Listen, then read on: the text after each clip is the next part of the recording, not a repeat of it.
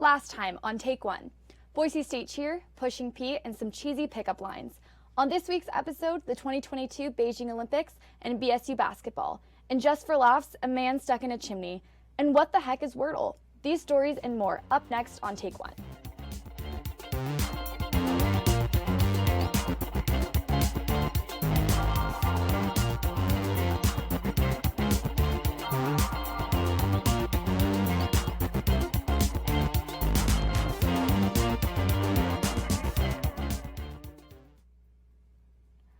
While the controversial 2022 Beijing Olympics are proceeding, journalists, Olympians, and visitors in general are opting to take burner phones and laptops, then leaving them in China upon departure. Why? Many are suspicious of the Chinese government's censorship and potential spyware. At least 2 weeks prior to arrival, all visitors must download and utilize the My 2022 COVID Exposure Tracking app. The Citizen Lab in Toronto, Canada, looked into the security of the app and found that the app is extremely vulnerable to hackers, which would give them access to the user's passport, medical information, personal information, and more. Attackers can also display false instructions to the user through the app. There is also much concern that China could also use the app to monitor the user. Several countries, including Canada, the US, and Netherlands, have advised their citizens to leave their personal devices behind and only bring devices that could later be destroyed or left behind. Now, Skyler, what's going on with Spotify? Thanks, Elise. Hashtag cancel Spotify has been trending lately. The reason why is the spread of COVID misinformation by Joe Rogan. Rogan signed an exclusive deal with Spotify for his podcast that reaches millions of people. In the past year, Rogan has spread false information and given bad advice. Such things like young adults and children not needing to get vaccinated. Staying in quarantine increases the spread of COVID instead of reducing it. Allowing extremist Alex Jones to push the idea that there were microchips in the COVID vaccine, and finally saying that the vaccine was gene therapy. Besides the hundreds of doctors that signed the petition, others have called for the removal of Rogan. Musicians James Blunt jokingly threatened to start making new music if Rogan wasn't removed. Musician Neil Young claimed it was Young or Rogan, not both. Neil Young's music is being slowly removed from Spotify as we speak, proof that the company chooses money over accurate COVID and vaccine information every time. Now, over to you, Jenna. Thanks, Skyler. There's currently a lot going on in a sports world, so here's a Bronco Sports update. After 13 seasons with Boise State football, Kent Riddle ended up stepping down from his coaching position, and now alumni Nate Potter stepped in to be the tight ends coach for this upcoming season.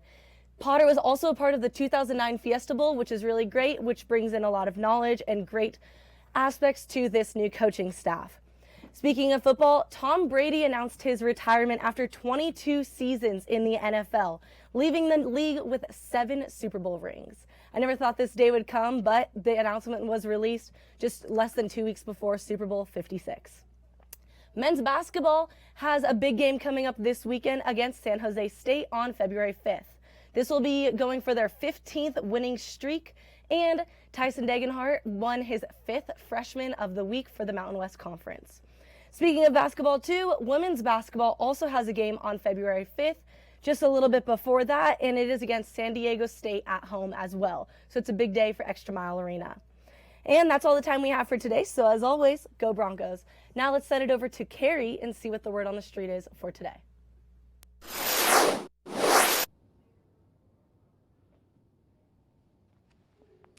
Thank you, Jenna. My name is Kerry, and for our Word on the Street segment today, we have special guest Felicity with us here today. Felicity, how are you doing?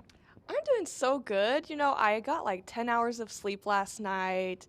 I went for an hour-long run this morning that felt really good in the nice, crisp morning air.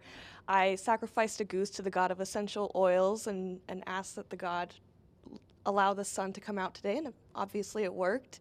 And I also made a delicious kale smoothie for breakfast. All right. Wow, that was a lot to unpack. So our word on the street for today is cacodemoniomania. Felicity, what do you think this word means? I think cacodemoniomania, did I say that right? Okay, is when a fangirl goes to a concert and she just goes berserk. She goes feral. She's like screaming and bouncing and dancing, and the brain is just empty. I actually experienced this recently. What concert did you go to? Oh, it was the Wiggles. It was crazy, man. I was like, fruit salad! Yummy, yummy! While the Wiggles concert sounds great, that is not what Cacodemoniomania means, but thank you. I appreciate that. Now we're going to invite Burke in. Thank you, Felicity. Burke, how are you doing today? Oh, well, I've been up for 72 hours. My blood has become caffeine. I think I can smell time, but I can't feel my nose. All right, vibes are all over the place. Burke, what do you think the word Cacodemoniomania means?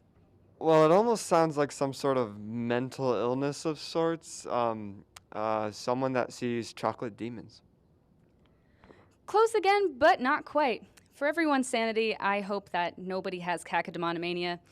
And now we are going to send it over to Kyle and Logan in the spec. So, Cacodemoniomania, can you say that 3 times fast? I can't even say it once. I'm surprised you can pronounce it. I could barely do it. And is that like your evil spirits kind of dance to Dude, ward them off? Have you ever been delusioned by spirits? I don't believe I have. Are you delusioned? By this dance, yes. Yeah. That's tough. Speaking of weird and spiritual situations, we've all found ourselves in tight situations before, but hopefully never as tight as this. A man in Maryland had to be removed from the walls of someone else's home after getting stuck in the chimney. Now, you may be asking, how in the world did he end up in the home of these poor people who surely were terrified half to death when he started knocking for help inside their walls? Well, I'd love to know too. The strange Santa wannabe never revealed his motive, and it wasn't long before firefighters were called to get him out. Firefighters carefully took apart a wall brick by brick to get him out. It took them 4 hours to get him out safely. Police's best guess was that this may have been an attempted robbery, but that's unconfirmed. Oddly enough, the family that owns the home isn't going to press charges despite the mess of bricks and plaster they now have to clean up. Here's hoping some good karma is headed their way after this.